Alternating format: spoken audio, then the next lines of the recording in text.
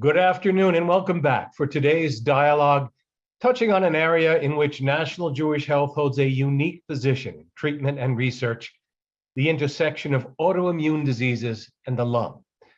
So many patients who come to us with conditions you will hear about today, like lupus, scleroderma, Sjogren's, and others, have experienced their pulmonologist sending them to the rheumatologist or vice versa without addressing the underlying issues. At National Jewish Health, we are committed to dealing with these conditions, which is why today we have a pulmonologist with a focus on autoimmune conditions in Dr. Josh Solomon, and a rheumatologist with a focus on respiratory disease in Dr. Meleki Fishbach. Dr. Solomon is the Associate Chief of the Section of Critical Care and an Associate Professor in the Department of Medicine. His research interests are focused on ILD and its relationship to autoimmune conditions, particularly rheumatoid arthritis. Dr. Meleki Fishbach is an associate professor in the Department of Medicine in the Division of Rheumatology. Her focus is on autoimmune diseases such as Sjogren's and scleroderma, etc.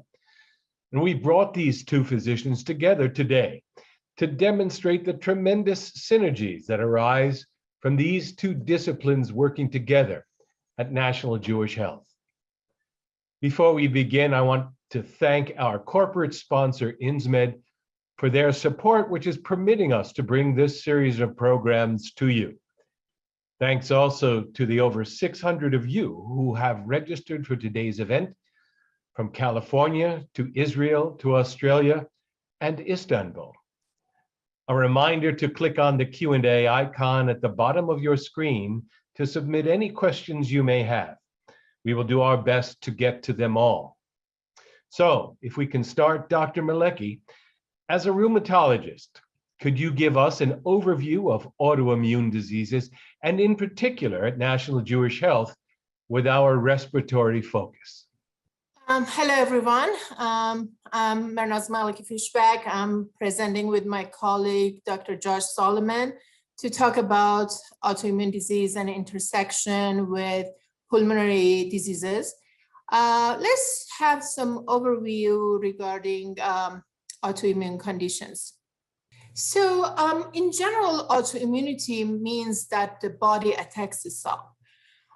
We have immune system to fight intruders like bacteria, viral pathogens, or foreign bodies. For example, you get a splinter, you get infected there, and that's your immune system. So in autoimmunity, the body is confused, the immune system, and instead of attacking the intruders, bacteria, viral pathogens, it attacks different parts of the body. And almost every organ in the body can be attacked by its own immune system. We have immunity all over the world. Some of the immune conditions are more common in colder environment. Rheumatologists and pulmonologists are not the only specialists that deal with these conditions. One of the common autoimmune diseases are thyroid disease, which managed by endocrinologists. Also, we have autoimmune diseases in gastroenterology, like celiac, Crohn's, ulcerative colitis, dermatology, like psoriasis. Some psoriatic arthritis can happen at the same time, and also lichen planus, etc. So all of these autoimmune conditions, they have systemic findings. What does it mean? It means that the body in general doesn't feel good. They can experience fever, fatigue, weight change, muscle pain and weakness, joint pain and swelling, all sorts of rashes, nervous system involvement like neuropathy, cognitive issues, Raynaud's phenomenon, that is discoloration of the tip of fingers because of circulation problem, vasculitis, clots, kidney involvement, gastrointestinal involvement, cardiac involvement that can be the cardiac muscle lining of it, or pulmonary hypertension, which is the vasculature between heart and lungs, and pulmonary involvement. So Josh, would you please explain what is the respiratory system and how it can get affected by autoimmunity? Sure, that's great. And thank you for the introduction, and thanks everyone for joining us. And it's my pleasure to talk about the respiratory system. I am biased. I do love the lungs and the respiratory system. So humor me for a couple minutes while I give you a background, and then we'll talk specifically about the components that can be affected by autoimmune disease.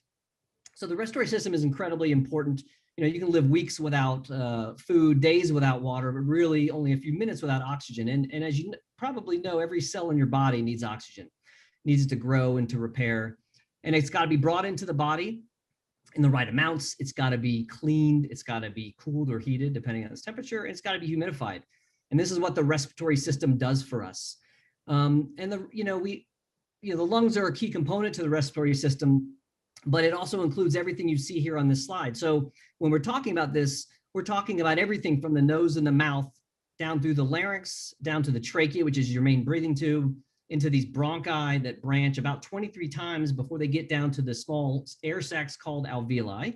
You have about 300 million of them.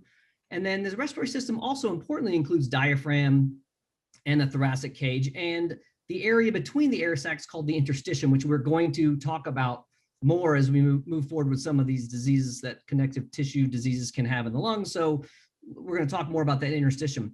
The lungs don't, and the respiratory system doesn't operate alone. It really depends on collaboration with the brain, telling us when to breathe and how deep to breathe.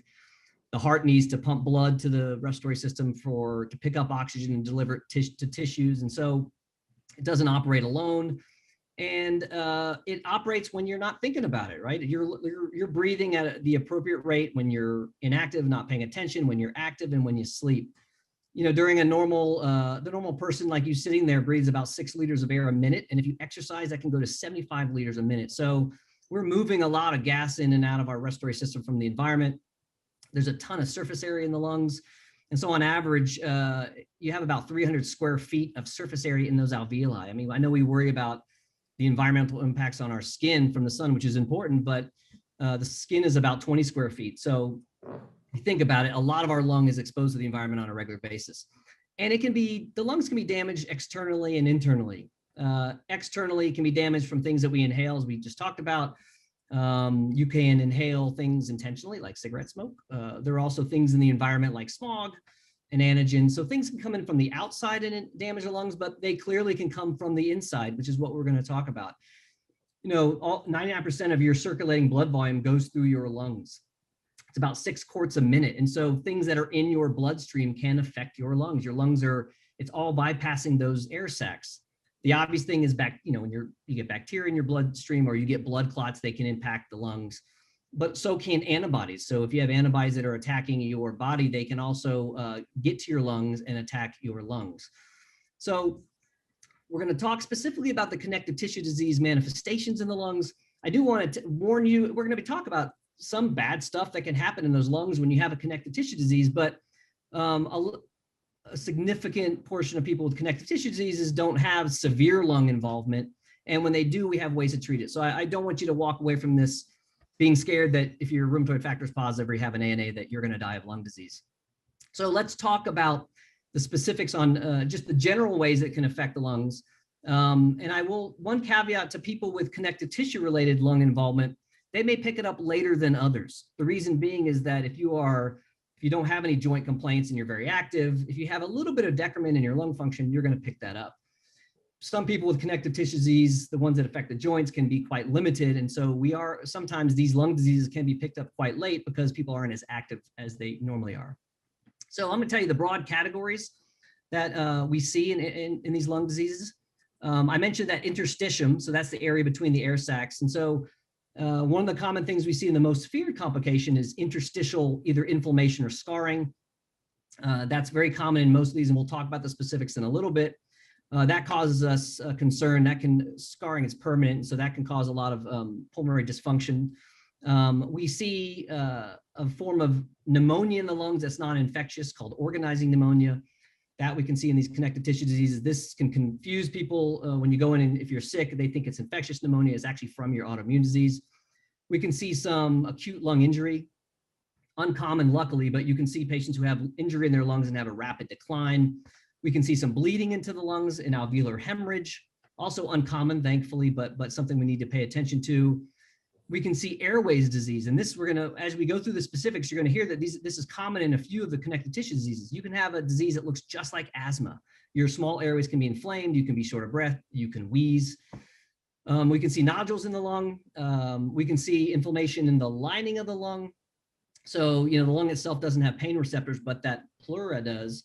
And so some of the connective tissue disease will cause inflammation in the pleura, leading to symptoms of pleurisy or effusions, which is fluid around the lung. And finally, some of these connective tissue diseases can cause pressure in the blood that pumps to the lungs. So the pulmonary circulation can have high pressures in it from the autoimmune diseases, causing something called pulmonary hypertension, which by itself can cause shortness of breath and exercise limitation. So broad overview of the various compartments of this respiratory system that can be affected. And the final point I'll make is, as I mentioned, it's very important that our respiratory system works, and that if we have disease in any component of it, it can cause us limitations. And so that's an overview of where we're at.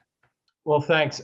If we could now move to addressing, if you would, both together, the specific conditions that lie at that intersection of autoimmune and the lung. But before you do, since it's a term that I don't know if most people are aware of, if you could define connective tissue disease. We have diseases like rheumatoid arthritis, scleroderma, polymyositis, Sjogren, lupus, and mixed connective tissue disorder. And Josh will elaborate about the conditions that they can get. I think he did, but maybe just review the different conditions we can see. Thanks for this. This table is just really outlining what I covered, which is that all the autoimmune diseases can have different manifestations in the lung. And you can see this table, it's a very busy table, but what you take away from this table is that some diseases will affect the interstitial lung disease with scarring. Some give us more airway inflammation. Some will give us more nodules. And so all of them can affect the lungs, and they can affect it in different ways. So let's talk about different conditions. Josh and I, we both explained the pulmonary manifestation. Josh will do, and I do the rest of the manifestation of these connective tissue disorders. So let's talk about Sjogren. It's one of the most common autoimmune diseases. The cardinal symptoms of Sjogren syndrome is dry eyes and dry mouth. They have antibodies normally positive for SSA and SSB. They can have positive ANA and rheumatoid factor as well. So there is some misconception that patients with positive rheumatoid factor, they have rheumatoid arthritis or ANA lupus, but many connective tissue disorders, they have these antibodies positive and they're not specific. Again, it's a systemic disease. It involves many organs, including nervous system with neuropathy, speech difficulties, cognition. The speech can happen because of dryness as well as neurological involvement, heartburn, GI dysmotility, upset stomach, vaginal dryness. The dryness actually can be very severe in the later disease, and especially dry eyes can be quite devastating. I let Josh talk about the pulmonary manifestation. Sure. Sjogren's is all the different connective tissues have these unique patterns of lung involvement. So Sjogren's is interesting, and that can involve multiple components of the lung. So you can get most of the ones I talked about. You can get that interstitial disease, either it be inflammatory or fibrotic or some combination of the two. And when I say fibrotic, I mean scarring. You can get airways disease. So common in Sjogren's, patients will have a syndrome that's like asthma. They can wheeze and get short of breath. Oftentimes it's mild, but sometimes that airways disease can progress and make patients quite short of breath and can be a problem. The third issue we see in Sjogren's is that we can see nodules in the lung. And so what a nodule in the lung means that we do a CAT scan and we see a little growth, something that's a little density in the lung. Okay, it's often rounded. And we as doctors don't, without taking that nodule out and looking at it under a microscope, don't know what it is. And in Sjogren's, because you have activated immune cells, you are at risk for a malignancy, a lymphoma. And so sometimes in Sjogren's patients, we have these nodules, and if we see they're growing over time, we can do various tests to try to determine if it is a lymphoma. If it does, we will need to take it out. And so I think nodules are the one that concerns us the most in Sjogren's. The final point about Sjogren's is that because they have a dry they often have a dry mouth and a dry trachea. People with Sjogren's will oftentimes have a cough, and sometimes they cough regularly, and that will mask their lung disease, because oftentimes as a lung doctor, when I hear someone just started coughing, I go looking for a lung disease. So sometimes Sjogren's patients, because they're already coughing, we may miss that early lung disease. But to summarize, Sjogren's can involve all compartments of the lungs in various ways. Yes, and when it comes to arthritis, Sjogren can mimic rheumatoid arthritis, but the arthritis is not erosive. So the erosion means holes in the bone that happens because of autoimmunity, and that can cause deformity. And normally Sjogren patients do not have deformity. So the next disease that we decided to talk about is systemic lupus erythematosus. Many patients just know it by lupus. It can be quite severe in African American, Hispanic, female, and it can happen very early on. Many patients with severe lupus can be diagnosed, after their first pregnancy or short after delivering the baby. But the very severe manifestation of Sjogren is problem with the kidneys. They can get renal dysfunction. They may even need dialysis. Another issues they have, the lining of the heart and lung can get involved. And the regular symptoms, like all of them, is fatigue, fever, lymphadenopathy. That means enlarged lymph nodes, photosensitivity. They cannot tolerate being exposed to sun for longer time. Oral sores and nasal sores are quite common, and they can also have involvement of the brain that is called lupus cerebritis. They can have Raynaud's, like any other disease in rheumatology can have Raynaud's phenomenon, and joint pain similar to Sjogren's syndrome, not erosive. Josh, tell us about the lining of the heart and how it can affect lung function and more chronic consequence. Sure. Lupus is quite unique in that patients with lupus luckily don't get that interstitial inflammation or scarring very commonly. It's very rare. What they get, as you mentioned, and you can see on the slide, is they get pleural disease or pericardial disease. So they can inflame the lining of their lungs, which is the pleura, the lining of their heart, which is the pericardium. And either one would, as you can imagine, can constrict either the heart pumping or the lungs expanding.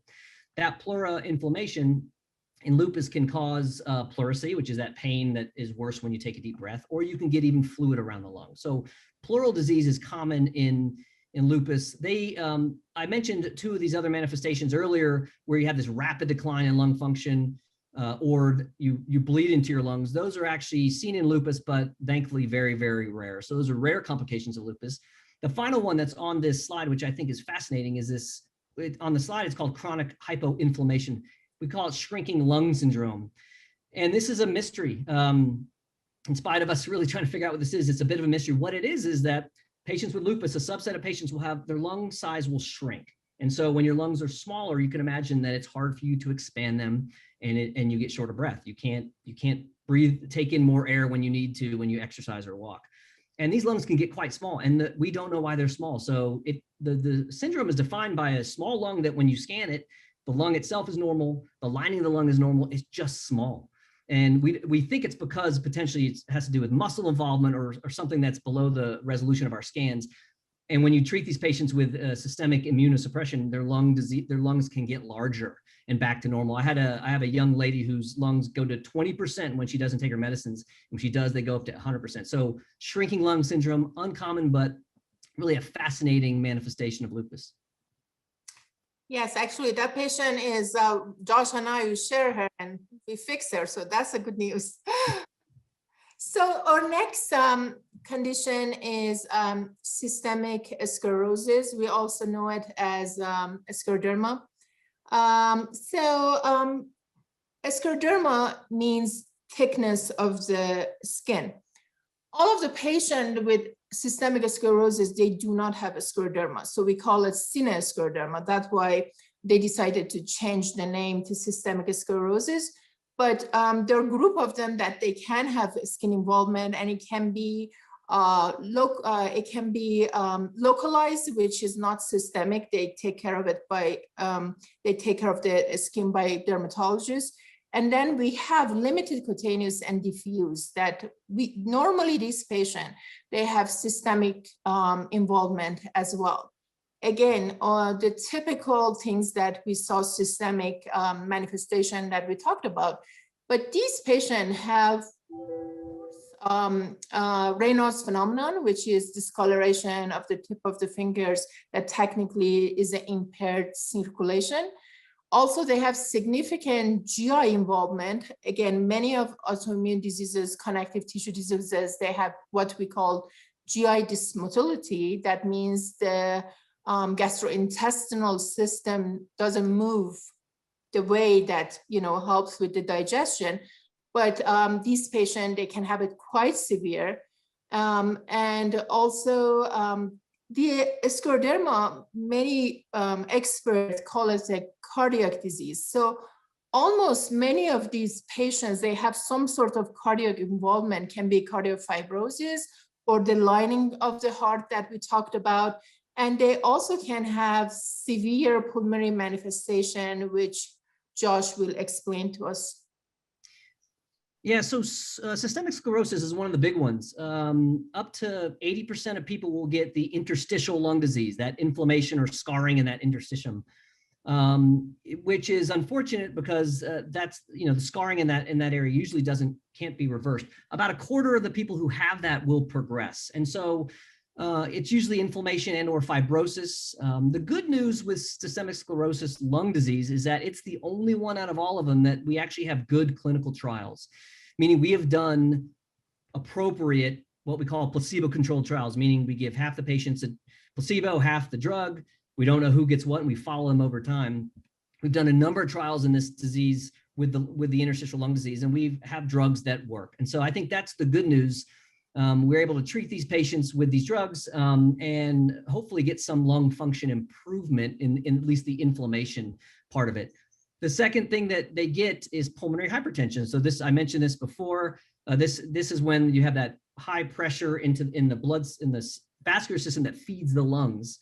And this can be directly caused by systemic sclerosis. So we can involve that pulmonary vasculature, cause really high pressures and then the right side of the heart, which is pumping that blood to the lungs, can back up, kind of like a pump backs up.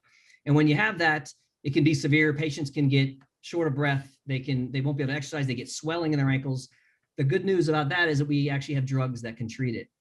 So two main manifestations of this disease is inflammation or fibrosis in that interstitium and pulmonary hypertension. And the final good piece of news is that generally patients get one or the other. Some patients will have both, but usually the type of systemic sclerosis you have will either predispose you to the interstitial lung disease or the pulmonary hypertension.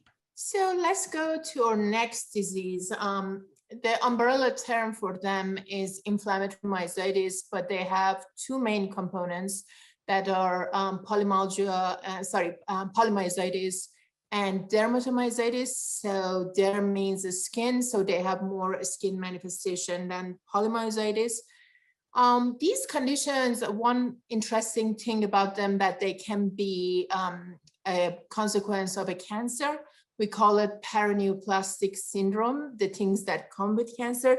So we need to check for age-appropriate cancer screening or look for any abnormal symptoms that can point towards a malignancy. They have mostly involvement of proximal muscles like shoulders and hip, flexor and extensor. They are quite weak because the immune system attacks their muscles. The muscle enzyme releases in the blood. So we have a marker that can check the blood and see if the muscle enzyme CPK and aldolase are elevated. If the disease is quite severe, they can be very debilitated with significant muscle weakness. Sometimes they even have hard time breathing, which Josh elaborate on that. They also have the same dysphagia, which means difficulty swallowing, GI dysmotility.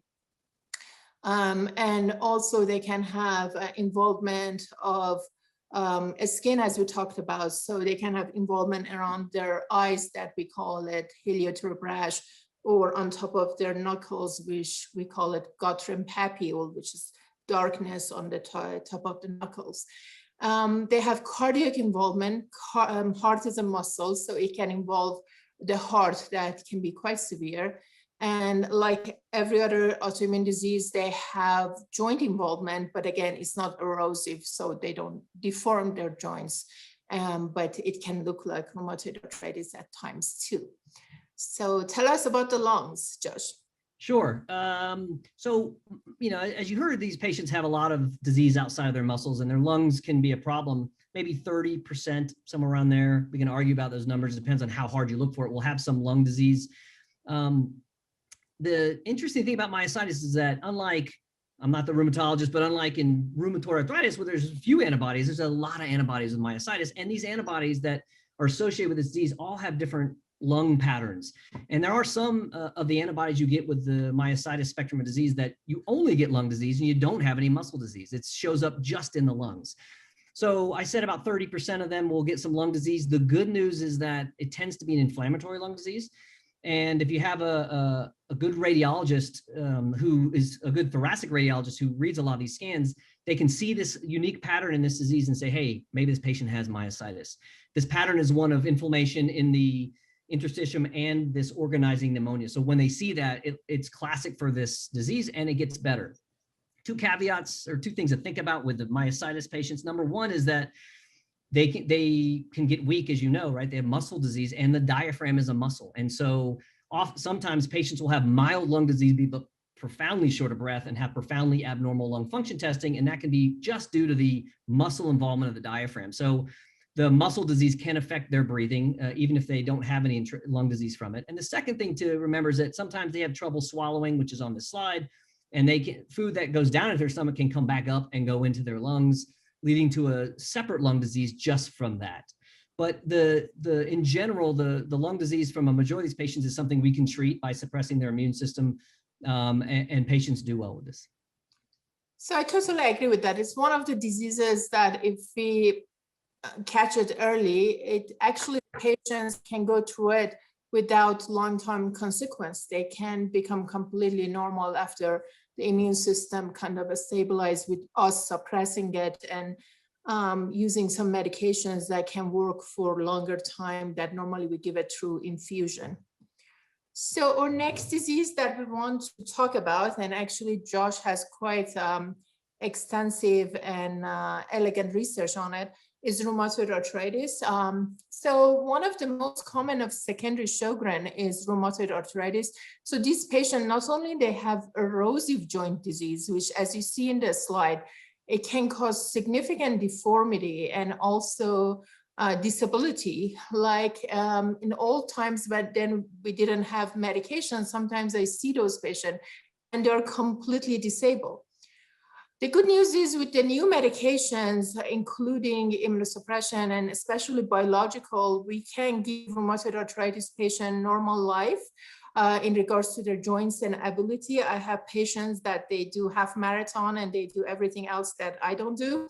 So, but again, it's a systemic disease. It can cause anemia. It can cause neurological symptoms rarely.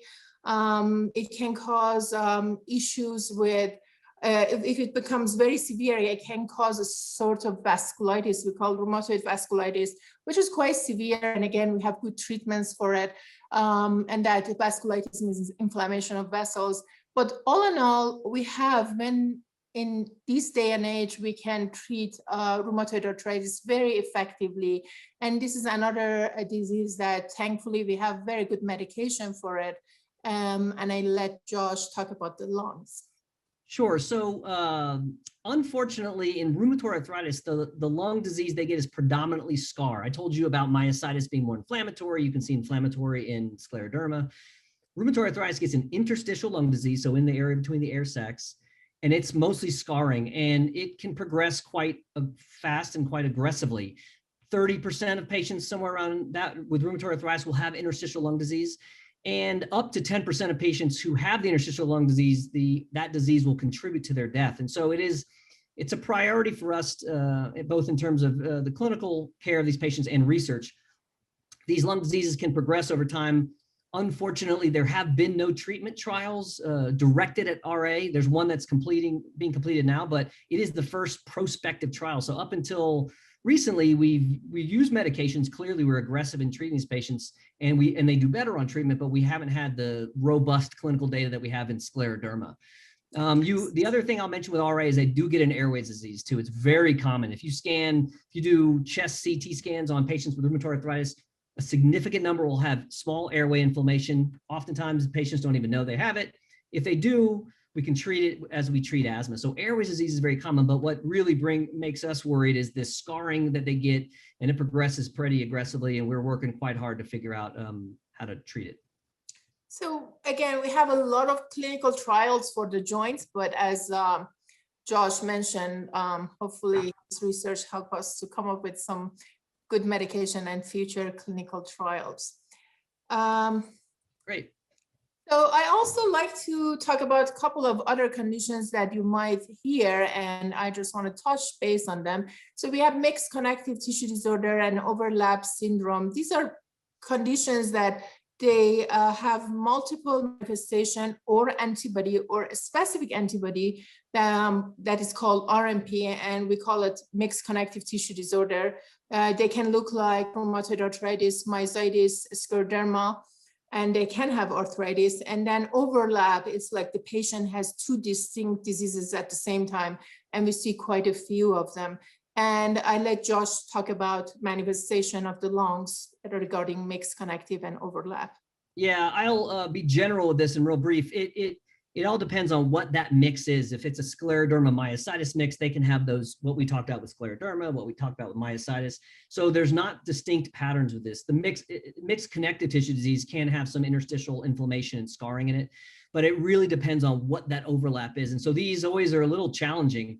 And sometimes I think we can define which one they are more like.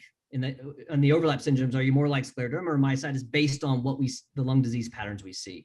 And so really it's a mixed bag of what we're going to see in the lungs, and really depends on what the manifestations are with the connective tissue disease.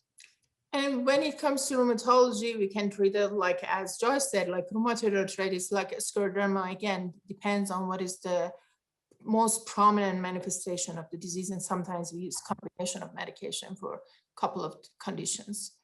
If I may, time constrains us from being able to talk too much about the specifics conditions, but I do want to move to your research, both of you. If you could touch briefly on what you're working on and what you foresee and hope the benefits to be in the long and short term. Sure, I can start with mine. I'll be brief so we can get to questions, because I know you all have questions we want to answer. So I'm looking at rheumatoid arthritis and doing this in collaboration with the rheumatologists here and at the university. Similar to how we collaborate on patient care in the clinic, we collaborate on the research, which is critical. In general, there's a big link between the lungs and the joints. We know that potentially some injuries in the lungs can cause joint problems, and joint problems can cause injury in the lungs. Smoking puts rheumatoid arthritis patients at risk for lung disease. Potentially infections do. We also know that age, genetics, and male sex also increase the risk for lung disease. So all these are clues to us to figure out why patients with rheumatoid arthritis get lung disease. And our current thought is that, at least in a subset of these patients, that they actually have an injury to the lungs first. So something is injuring that lining of the lung that I talked about. We know that you can generate antibodies in the lung, and those antibodies are the ones that can attack the joints. So we get some antibody generation, they can cause that lung disease that we talked about, and they can get into the bloodstream and eventually attack the joints. Where I see this going, we oftentimes when we treat these lung diseases, when we don't know how they come about, we're really taking educated guesses, but we're doing kind of a shotgun approach using big medications.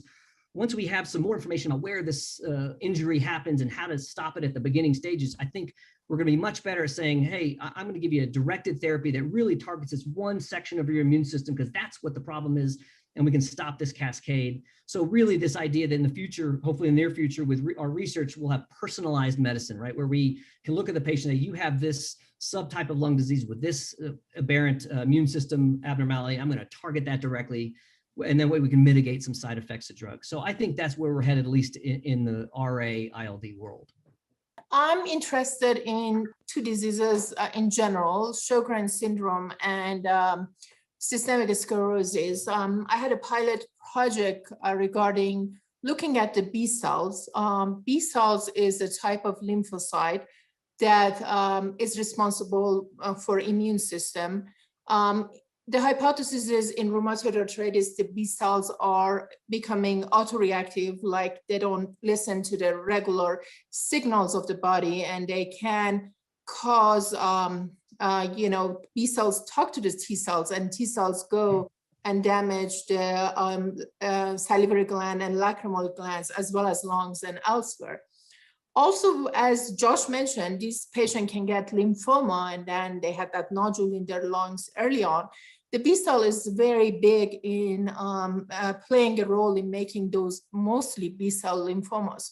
So I decided to, with collaboration with our genetic department at National Jewish Health, to look at the B cells and actually look at the mRNA of the B cells. You guys heard a lot about mRNA because of COVID-19 and vaccine. So mRNA is technically a biological message that we send to the cells. On those cells, we have a guy that is knitting is a ribosome, and they're making proteins. And all our body is made by protein, including your immune system. So I looked at to see what the mRNA, which is technically the order to the cells, are differently looking in the patients versus the healthy controls. And we realized that there are some major differences, which something we call cytokine, that you heard again during the COVID, that they can have cytokine storm. So hopefully I'm hoping that I can apply for a bigger grant. And also we have clinical trials for systemic sclerosis, and hopefully we can address the diffuse systemic sclerosis, the diffuse scleroderma, the part of the skin involved with those clinical trials.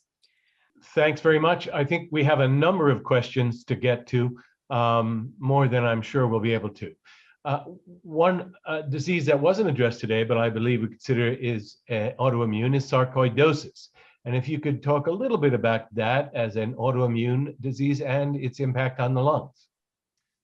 Yeah, I can start with the lung part of it. Sarcoid is first off, sarcoid is a very difficult disease to diagnose. It's not only a lung disease, it's outside the lungs, and it has various patterns in the lung. And what we see is you deposit these things called granulomas, and I saw some questions about can granulomas be reversed. Granulomas are these clusters of cells in lungs, and they can cause, they're all throughout the lung, and they can cause some scarring. The good thing about sarcoidosis, at least lung disease, is that we have a lot of drugs that can make these granulomas go away. I mean, if you just give high-dose prednisone, they can go away, but we have a number of drugs. And so sarcoidosis, lung disease these days, as long as you catch it before it becomes fibrotic, is very treatable, but it is a complex multi-system disease, involves eyes, it can involve the nervous system, heart, and so I can let Marinaz speak more about that. But the lung disease is treatable, and you can reverse granulomas, you can make them go away. So again, another systemic condition, it can involve muscles, it can involve joints. The good news is some of the treatment of muscle and joints we already have medication for it, like we can treat their joints with rheumatoid arthritis biological, which also help with the pulmonary manifestation that Josh talked about. It can get the eyes, it can get the brain. And good news is we have very good treatment for sarcoidosis. So I think that's one of the diseases we have hope for. So someone asked, I know there's been some science behind the control of stress as a mediator of exacerbations of some conditions. Do you see that kind of stress reduction impacting your efforts? Sure. In rheumatology, we see that quite often. The patient flare with a change of weather and stress. So apparently stress has been a very long-standing problem with rheumatologic illnesses. And nowadays we pay a lot of attention to other things like meditation, exercise, eating healthy, avoiding sugar. So, and which again, a bad diet can be a stressor to your body too. Like, for example, we know sugar is quite inflammatory, and there are some other dietary things that they can do that decrease the inflammation, that we call it anti-inflammatory diet. I don't know, Josh, do you have anything else to add? I just to echo that and to say, yeah, for the lung disease, it can make your symptoms worse. And I think all of us as National Jewish and outside take a more holistic approach, right? I mean, I'm going to give you drugs that aren't going to make you feel better, but make your lungs better. And therefore we need to treat all that other stuff, including stress, quality of life. So I think those are critically important for the lung disease and for the joint disease, or for the rheumatologic disease. So what meds are used to treat systemic sclerosis with IDL? I think they probably meant ILD, and I can ILD. I just read it wrong too. Yeah, that's okay. Yeah, there have been a couple studies for this. As I mentioned, this is the only one that has these good prospective studies. The earliest study looked at a drug called Cytoxan, which is a really hard-hitting immune suppressive drug, has a lot of side effects. They followed that up by looking at Cellcept or mycophenolate, which you may be familiar with, is another immune suppressive drug with a lot better tolerated. So when you looked at those two together, they both improved lung function over time. Cellcept was tolerated better. And then two more trials came out that addressed it. One was actually looking at an anti-scarring drug, scarring drug called OFEV, strictly in these patients, and it stops scar tissue. And then a really exciting trial just came out. We don't know quite what to make of it. It just hit the news. It's a drug looking at tocilizumab, which is a drug that targets something called IL-6. You may have heard about tocilizumab because we're looking at it in COVID, and that we're actually using it in COVID now. Well, they just looked at that in scleroderma, and interestingly, in patients with scleroderma lung disease that was progressing quite fast, they flattened that curve and they didn't progress. So this is kind of new news. It's really exciting, but we have multiple drugs. How to choose which one is really something that we talk a lot about, but I like having more options rather than less. So question, I'm sorry. I just wanted to add, tocilizumab is a medication that has been around. And when the patient have lots of joint pain, that's a very good choice that we have to treat their scleroderma at the same time with their joints. Mm-hmm. Interesting question. Are you surprised by the length of the career of tennis player Venus Williams, as she's had Sjogren's syndrome for so many years? Oh, that question. Yes. I remember when she was diagnosed and later on she talked about it. It was really good when the celebrities talk about their condition, because it's just good advocate for the condition. And I know that she changed her diet. She's mostly vegan, and I think she's doing great. Yeah. Question, a woman works with NTM patients, has noticed almost all have some sort of an autoimmune issue. Do you see a higher incidence of NTM that is linked to any specific autoimmune disease? So I'll let Josh start, but I want to add to it. So NTM being non-tuberculous mycobacteria. Yeah. So I can comment a little bit just on NTM. We obviously we see a lot of NTM here, and I believe a higher proportion of these patients have autoimmunity. Marinos can comment on that. The lung disease we see is NTM is a tough disease, tough on the lungs, right? There are certain subtypes that really scar up those lungs and cause fibrosis, just like we were talking about with scleroderma. And so it's a disease that takes a lot of doctors here. So we have a great ID doctors. They work with us, the interstitial lung disease doctors. When they have autoimmunity, they'll work with our rheumatologists. So an important disease to have a collaborative team to work with. So for NTM, we have a good program, as Josh mentioned, but they have a routine. They always check rheumatologic illnesses in their patients because it's so common.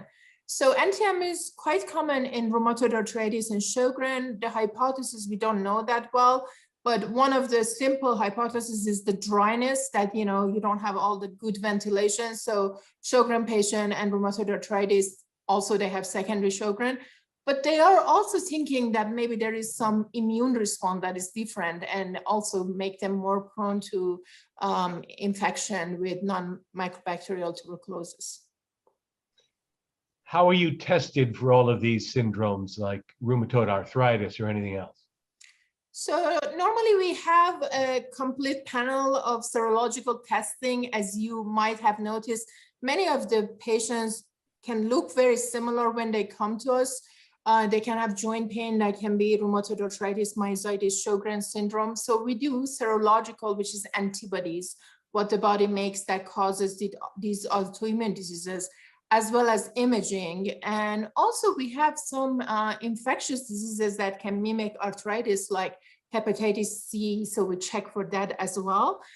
So we normally have a routine testing for almost each manifestation of the disease, but at National Jewish, we normally have an extensive check to make sure, as you mentioned, they don't have the mimickers of rheumatoid arthritis or overlap disease. And we also always do a baseline chest X-ray just to make sure that they don't have any pulmonary issues. And also at many occasions, we send them to cardiologists to check for their risk of cardiovascular disease, since autoimmune conditions have higher risk of cardiovascular diseases. Do we ever have patients that come to us with our traditional respiratory issues that we discover autoimmune conditions?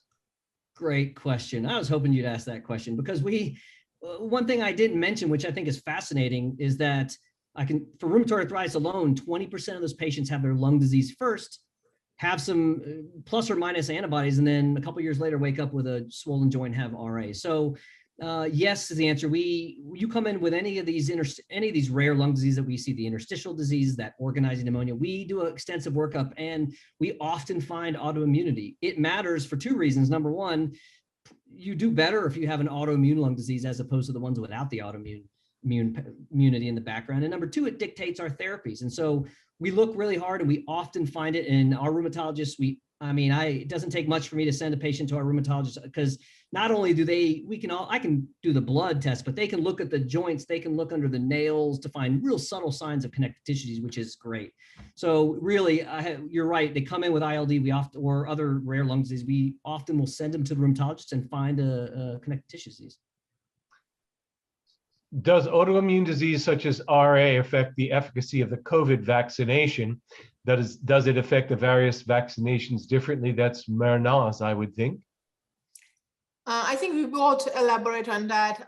So again, it's the matter of what medications they're on, if they're on immunosuppressive medication, how active is the disease.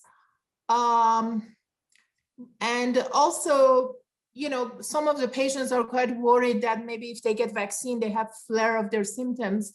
I would say we can take care of those flares, and it's important to make sure they're protected against that disease that can be quite severe and at times deadly. And also if they have like lung disease, especially interstitial lung disease, they can have higher mortality. So for several medication, we have some recommendation that, hold the medication 1 week after, and one medication, rituximab, we have regular recommendation about when to get the vaccine.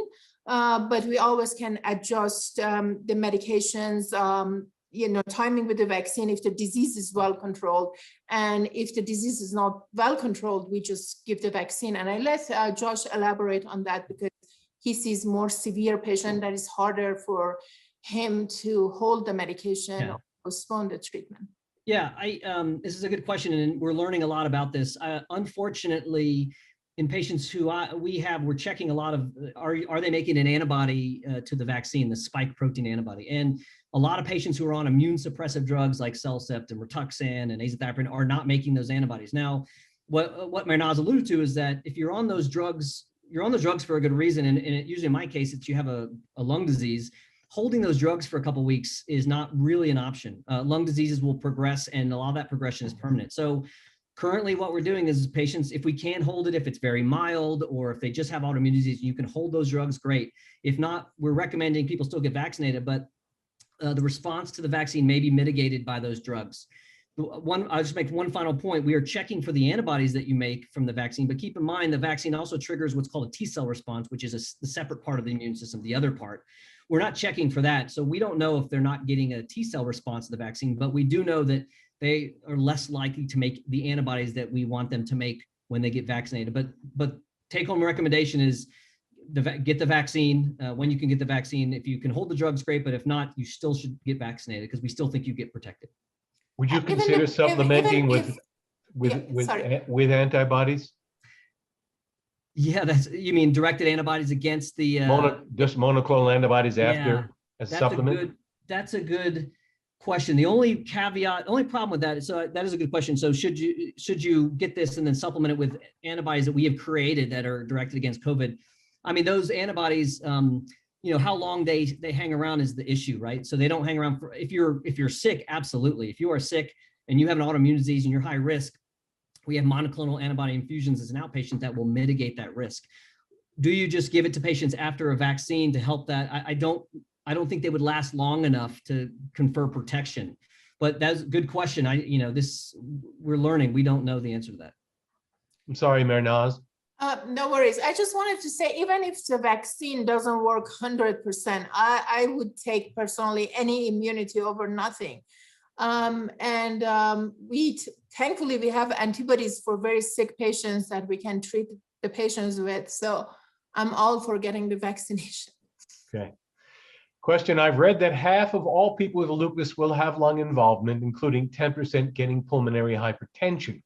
Is there anything people can do to keep their lungs healthy? I believe that I'll take that one. So as I mentioned with lupus, they don't get that severe fibrosis, which is good. They can get pulmonary hypertension, they can get pleural involvement.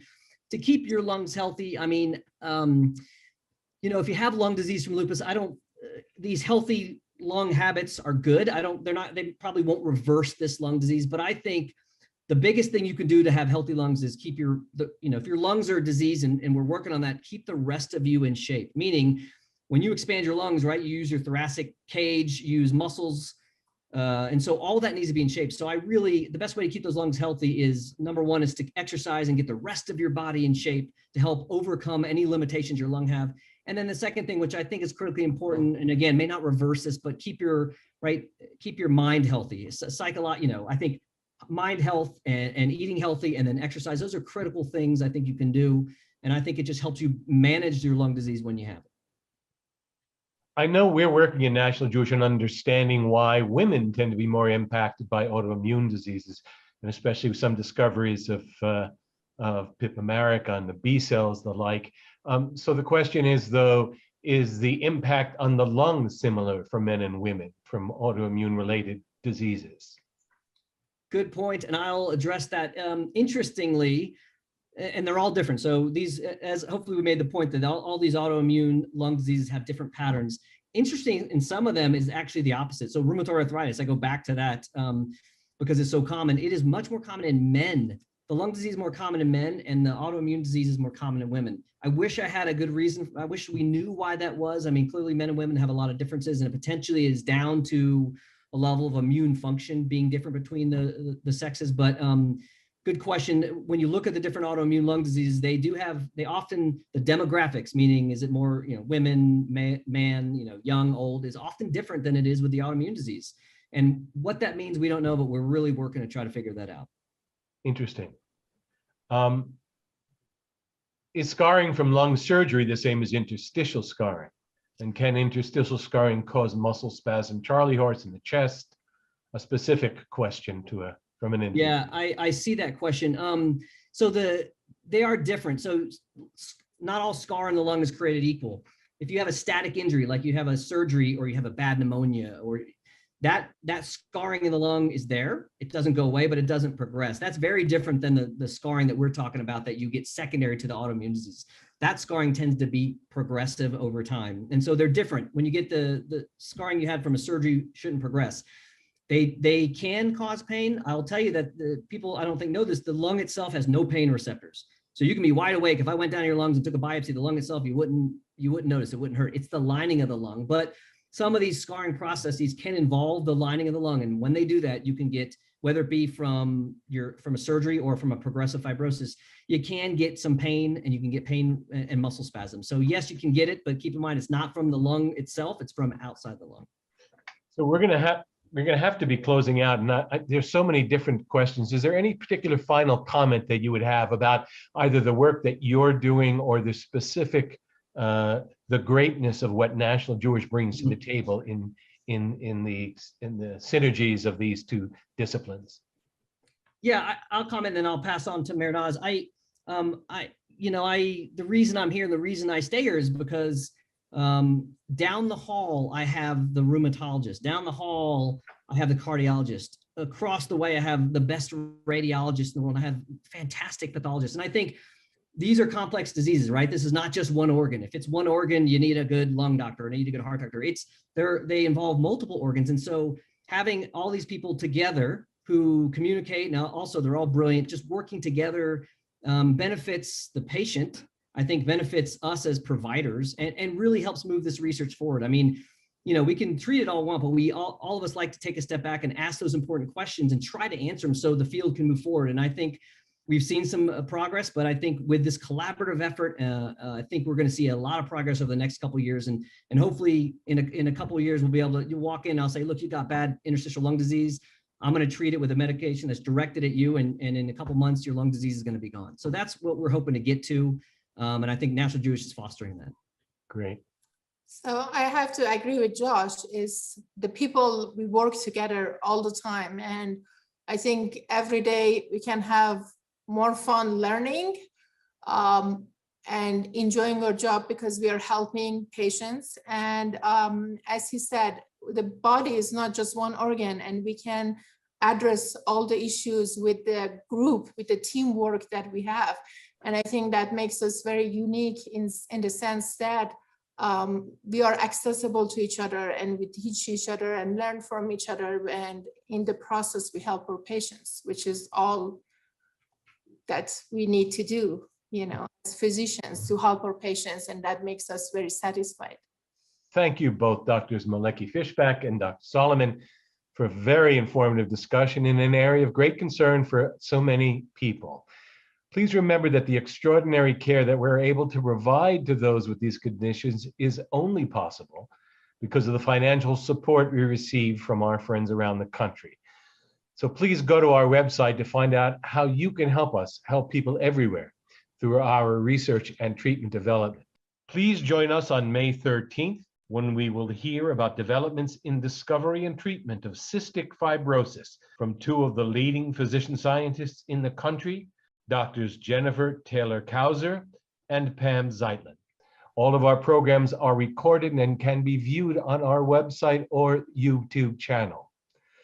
So with thanks once again to INSMED for enabling this presentation, we thank you all and hope you stay well, stay safe, and get vaccinated. Thank you.